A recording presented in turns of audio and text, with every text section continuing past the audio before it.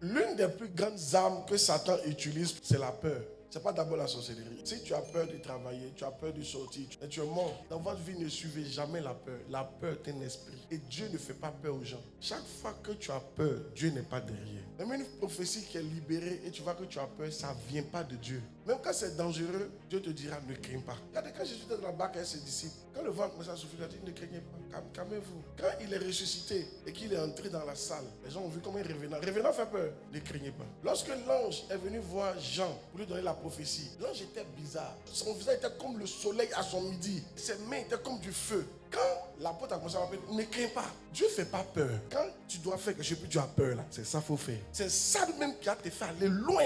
Et l'une des choses qui fait que vous n'allez pas loin, vous avez peur de payer la dîme. Si je paye ma dîme, qu'est-ce que je vais manger demain? Si je paye ma dîme, est-ce que je pourrais payer ma maison? Si je paye ma dîme, est-ce que je pourrais mettre mon enfant à l'école? Et tu as peur. Finalement, tu n'es plus dirigé par le Saint-Esprit, tu es dirigé par la peur. Qu'est-ce qui fait qu'on devient inutile financièrement? La peur de payer la dîme.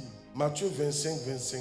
J'ai eu peur et je suis allé cacher ton talent dans la terre.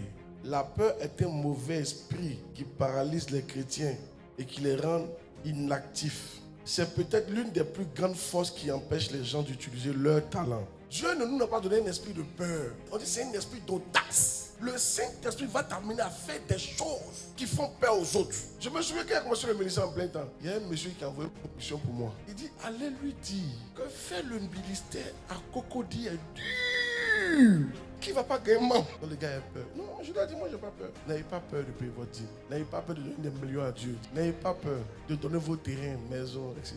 Par la grâce de Dieu, nous avons donné des terrains à Dieu. C'était le seul terrain. Mais après, Dieu nous a donné une maison. Si j'avais peur, j'allais bloquer ma bénédiction. La peur est l'élément que Satan utilise pour bloquer ta bénédiction. J'ai eu peur. Je suis allé cacher mon talent. Quand tu as peur, ton talent reste intact et ça n'avance pas. Ça ne produit pas. Ce qui est dans votre main là, c'est pour produire. La dîme, c'est une sémence. Mais il faut avoir le courage de la s'aimer. Il faut avoir le courage de se séparer d'elle. Qu'elle te produise de l'argent. La peur vous pousse à cacher votre dîme. Beaucoup de gens dissimulent qui ils sont et ce qu'ils peuvent donner. On ne connaît pas leur potentiel car il est bien caché. Avez-vous caché vos talents, vos dons? Moi, je connais des gens qui, un temps, on avait des cartes de dîme. La carte de dîme, là, eux n'utilisent pas ça. Ils ont peur qu'on sache à combien on les paye.